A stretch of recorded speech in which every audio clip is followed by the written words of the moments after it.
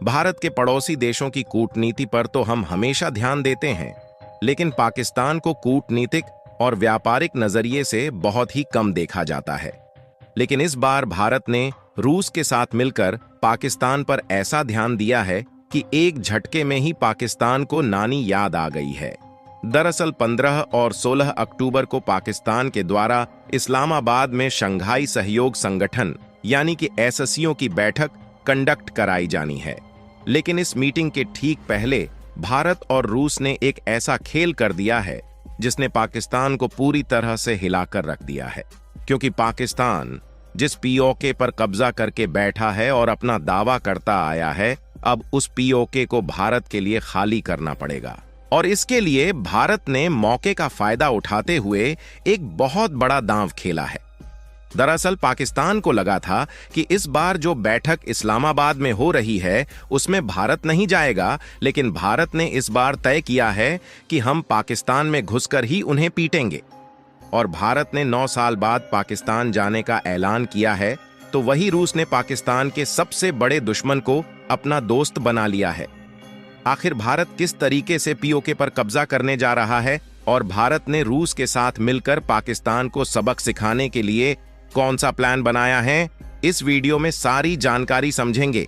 लेकिन आगे बढ़ने से पहले इस वीडियो को एक लाइक करके चैनल को सब्सक्राइब जरूर कर दीजिए, क्योंकि यह आपके लिए 1 सेकंड का काम है, लेकिन इससे हमारी काफी बड़ी मदद होती है। सबसे पहले तो आप इस मैप को ध्यान से देखिए, जिसमें हम साफ साफ देख पाएंगे कि जो पार्ट हल्का येलो कलर में है, इस वाले एरिया में भारत का कब्जा है, और यहाँ पर जो उत्तरी पश्चिमी एरिया है, यहाँ पर पाकिस्तान का कब्जा है। और भारत के उत्तरी साइड में जम्मू कश्मीर मौजूद है, जिसमें चीन और पाकिस्तान यह दोनों देश भी अपना पैर डालकर बैठे हुए हैं। और जम्मू कश्मीर वाले हिस्से को जूम करके देखा जाए तो ये मुख्य रूप से 3 पार्ट में डिवाइडेड है, और इसका जो मेजर पार्ट है इस पर भारत का कंट्रोल है, और रेड वाले पार्ट में चीन का कंट्रोल है। और बाकी का जो ग्रीन कलर वाला एरिया दिख रहा है, यही है पीओके, जहां पर पाकिस्तान अपना कंट्रोल जमाए हुए है, और पाकिस्तान इसे अपना होने का दावा करता है, इसलिए इसे पीओके यानी कि पाकिस्तान ऑक्यूपाइड कश्मीर कहा जाता है। लेकिन वाकई में देखा जाए तो यह कश्मीर वाला हिस्सा पाकिस्तान का नहीं बल्कि भारत का है।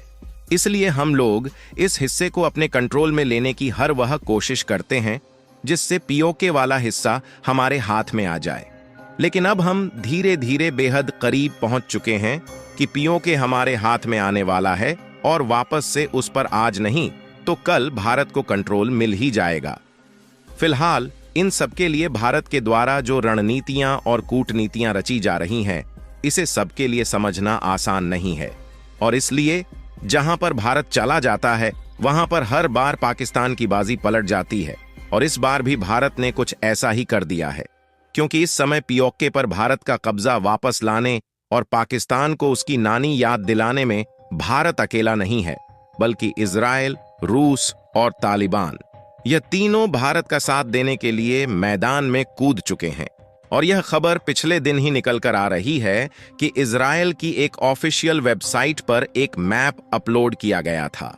लेकिन शायद गलती से इजराइल के द्वारा उसमें जिस मैप को दिखाया गया था उसमें पीओके वाले हिस्से पर पाकिस्तान का कब्जा दिखाया गया।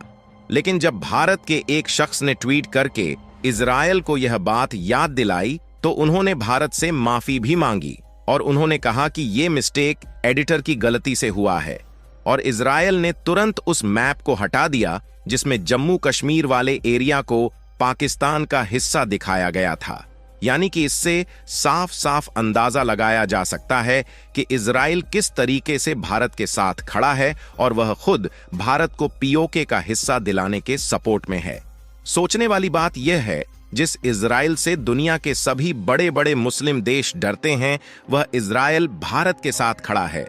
जो कि जब चाहे तब पाकिस्तान को एक झटके में ठिकाने लगा सकता है। इतना ही नहीं, बल्कि पिछले कुछ दिनों से जब से यूनाइटेड नेशन की बैठक हुई है, उसके बाद से पाकिस्तान के शहबाज शरीफ भारत के खिलाफ बयानबाजी करते हुए कई बार देखे गए।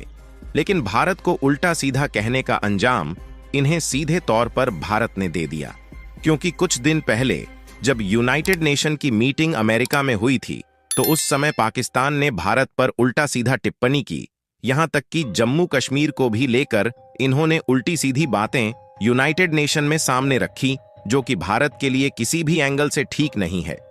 लेकिन दुनिया ने उस समय यही देखा कि पाकिस्तान एक तरफ तो अपने देश को बचाने के लिए दूसरे देशों के सामने भीख मांगने का कटोरा फैला रहा है, वहीं दूसरी तरफ भारत के खिलाफ इनके तेवर अभी तक नहीं बदले हैं। लेकिन यूनाइटेड नेशन में पाकिस्तान की तरफ से उल्टी सीधी बयानबाजी की गई तो भारत के विदेश मंत्री एस जयशंकर ने अंत में उन्हें सीधे तौर पर आईना दिखा ही दिया और जयशंकर ने यूनाइटेड नेशन के मंच पर दुनिया के सामने पाकिस्तान से कह दिया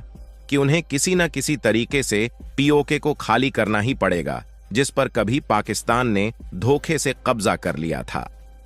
यहां जब एस जयशंकर ने सीधे तौर पर यूनाइटेड नेशन में यह बात कही तो पाकिस्तान का डर यूनाइटेड नेशन की मीटिंग के समय से ही शुरू हो गया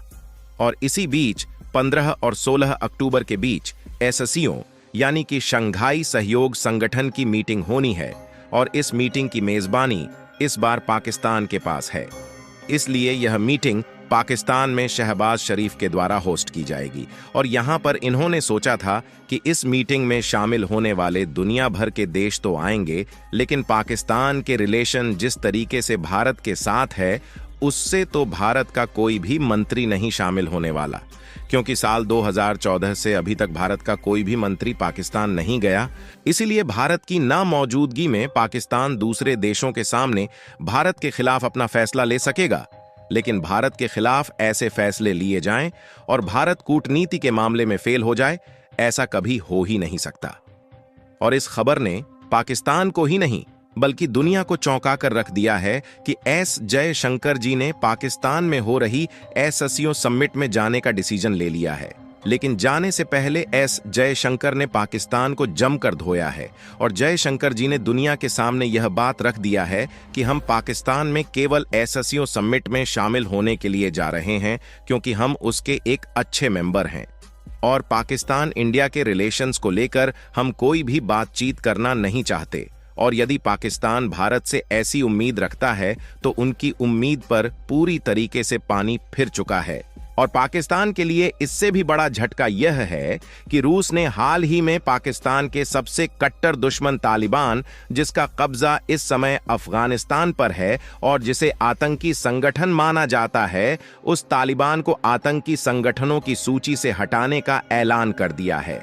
और आपको बता दें कि तालिबान हमेशा ही भारत के साथ खड़ा रहता है और तालिबान अपना सबसे अच्छा दोस्त किसी को मानता है तो वह है भारत। इसीलिए तालिबान पीओके वाला हिस्सा भारत को दिलाने में काफी ज्यादा मदद कर सकता है। फिलहाल आपको क्या लगता है कि पीओके वाले हिस्से को वापस लाने में भारत को कामयाबी मिल पाएगी या नहीं? अपनी राय कमेंट में जरूर बताएं और इस वीडियो को एक लाइक करके अपने मित्रों तक शेयर जरूर करें ताकि उन्हें भी जानकारी मिल सके। इसी तरह और भी नॉलेजेबल वीडियो देखने के लिए चैनल को सब्सक्राइब करके बेल आइकन को ऑल पर जरूर सेलेक्ट करें। जय श्री राम।